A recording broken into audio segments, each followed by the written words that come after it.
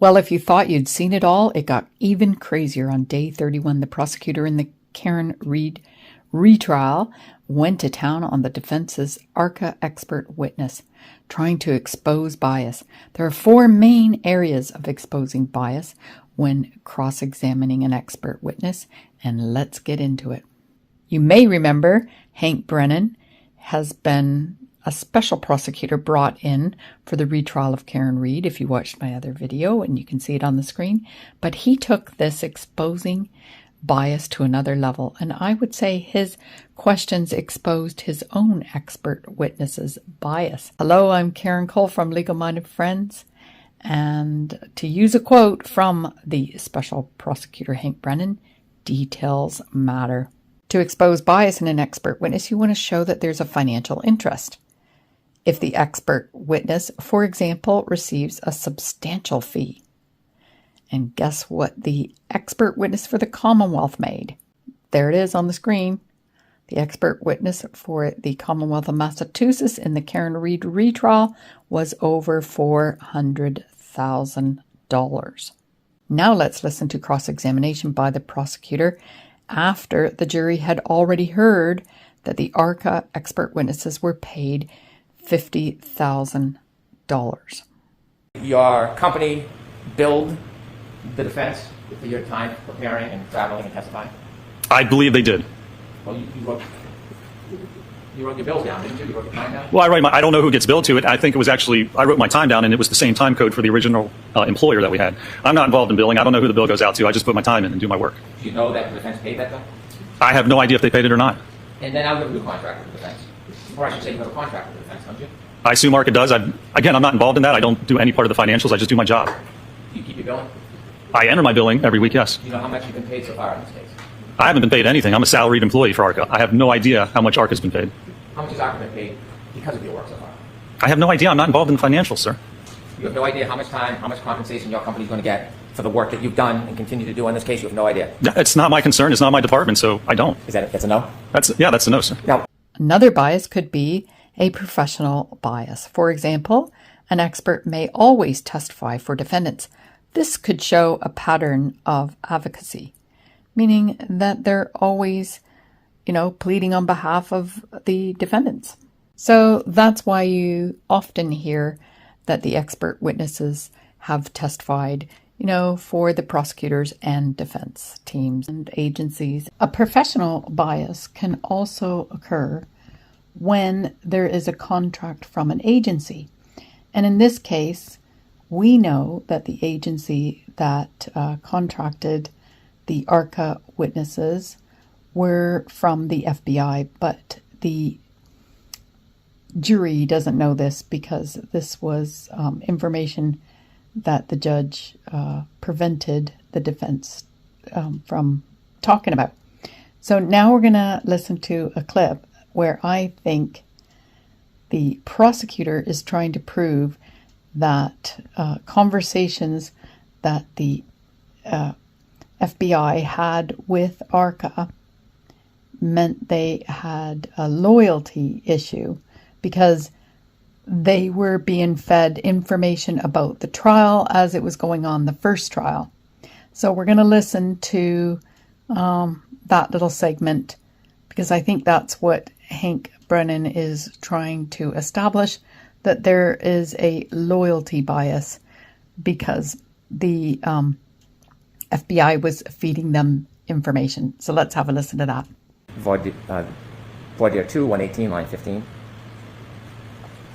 Did you testify under oath that they did inform you, yes, about testimony and situations and events that came forth in the event that I was not aware of? I don't know. They told us about evidence. I don't know if it was specific to who testified to what, but they told us certain things, certainly, yes. What I just said to you, are those your words, sir? I have no idea. I mean, if that's what's in the record, I assume it is. Would you agree it certainly helped you prepare? It helped me prepare? Yes. It didn't make a difference to my analysis or conclusions. It made no difference at all? It did not, no, sir. Would you agree it helped you understand what was going on during the trial? I don't think it made a difference at all, no. It doesn't change the facts that I evaluated or the analysis I conducted or the conclusions I came to. And so as you sit here today, you are denying that that information certainly helped you prepare? How did it help me prepare? It didn't change the opinions I offered. It didn't change what was in my report or what I'm opining to or testifying to today. It hasn't changed anything I've ever testified to. I'm going to ask you a very specific question. I want you to give me a very specific answer. So just go ahead and ask the question. Are you denying that receiving that information certainly helped you prepare? Honestly, I can't remember. It didn't change my opinion. I don't see how it would help me prepare. So he clearly said that there wasn't any influence from the information that he had gotten from the agency, which is the FBI, that the jury doesn't know about.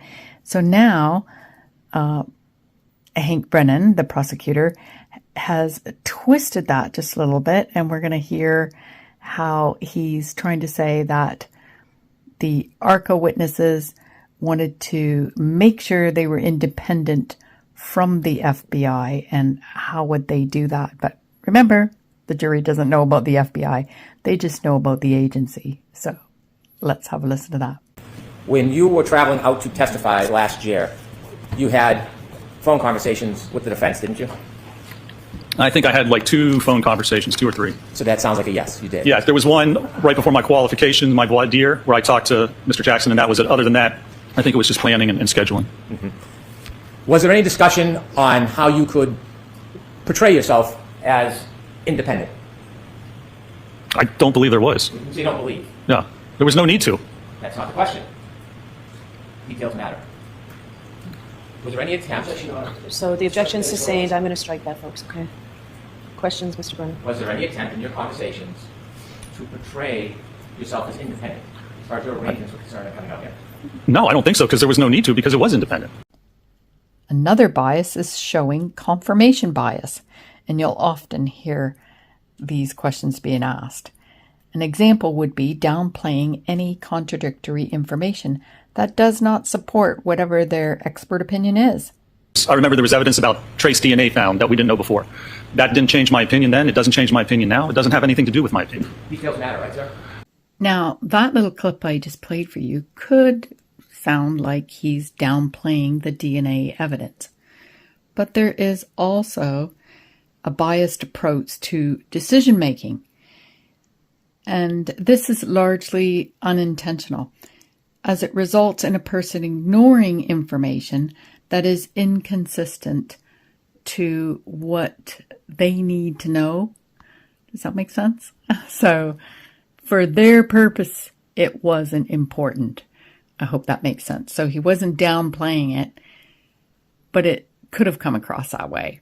It wasn't important to the testing that he was doing. Now let's look at a social connection bias. And that would be when the expert witness has a social connection and as a result has subconsciously favored their side due to the emotional connections with that party. Now let's look at the prosecutor questioning the defendant's expert witness. Then you tell me in the comments section if Dr. Rentschler, the expert witness, answered in a way that implied he has a bias and that affected his conclusions. When you had conversations with the defense, did they offer to give you transportation assistance getting here? They provided a ride to and from the airport, yes. Did you tell the defense that you prefer to take an Uber so that it would appear independent to a jury? No, because I didn't take an Uber. I took the ride. If I wanted to appear independent, then I would have taken an Uber. Did you have a conversation about that you were thinking about taking an Uber? It didn't even cross my mind, sir. And then after you testified, did you stay independent? What do you mean independent? No, did you have any bias for you? Any bias? Bias, yes. What do you mean? Did I have any bias? Well, after you testified, where did you go? Well, I was waiting for my ride, and to get back to the airport, they had to take other people, and so they were having a lunch afterwards, and they said, come have a sandwich, and then your ride will take you to the airport. So I went, and I had a ham sandwich. You had a ham sandwich. Did you testify at some point that after you had something to eat, you just stood in the corner? I did. I sat at a table, ate, and then went over and literally stood in the corner waiting for my ride. When you sat at the table and eat, did you just eat the ham sandwich, or did more go on? I ate. People were talking. I really didn't talk much at all. Did you listen? Well, certainly, I'm sure I did, sir. Did you laugh along? I assume if something funny was said, I probably laughed. Did you talk about your testimony? At this point, I don't even remember. Let me alert you to something. When you were there at the luncheon, did you see a camera crew? I believe I did, yes, sir. Filming and documenting, right? There were a lot of cameras, yes. You know that you might have been on some of that footage? That's fine. I could care less. Okay. So do you think maybe you were talking about the case and your answers and laughing it up a little bit? I have no idea. Possibly. You were involved in conversations with the defense attorneys, were you? What do you mean conversation, sir? I had just gotten done testifying. I was having lunch. Whatever was spoken about at the table, I'm sure I heard. You know what a conversation is when someone speaks to you and you answer. Sure. Did you have conversations with some of these folks? Sir, I can't remember conversations I had last week, let alone a year ago. So I probably did, but I have no clue what we would have talked about. Do you remember accolades you might have been receiving because you had given certain answers to the then prosecutor on the case and laughing about the answers? I have no idea. I can't remember last week what I had for lunch last Tuesday. How would I remember a conversation from over a year ago? So what do you think? Did the prosecutor expose a social bias because the expert witness accepted a lift? Now, if you're watching the trial, you'll know that many of the attorneys on the Karen Read team are from another area. So they've hired a driver because there are so many of them that have to, get to court and everything. So was this so biased? Would this make him biased? The other thing was he had lunch with the defense's team after he had already given testimony. And I remember in the old days, after court cases, we'd all get together, the defense, the prosecutor, and we'd talk about our questions and answers and how clever everyone was. And so anyway, I found that ridiculous. Nowadays, professionals just don't seem to have, the same kind of treatment. Everybody's out to win. And I find this prosecutor not out for the truth of the matter. So anyway, let's listen to an attorney from Justice Serve TV. The way he starts out nasty, with that voice being nasty to a man who just spent on the stand and went through scientific testing, it tells me that Hank Brennan knows that Rentschler is a threat to their case. That's what it tells me, okay? It tells me that he feels he needs to destroy Rentschler. Well, I certainly agree with that. And that's another way of looking at it. I hadn't really thought about it. Yeah, why is he doing this? Is it because he thinks his case is weak and, he has to undermine the expert witness? So that was well said. And you can watch day 31 and all the previous days with Justice Serve TV. And I will leave a link in the description area below. Go check that out. I was in that chat and it was a really good chat and excellent commentary. And of course, the highlight of the day was the ham sandwich. And everyone had a big giggle. Now, if you want to know what Hank Brennan has for lunch, allegedly, or why he has a police escort, go check out AnalyzeStation. Or is it AnalyzeStation? I say potato, you say potato.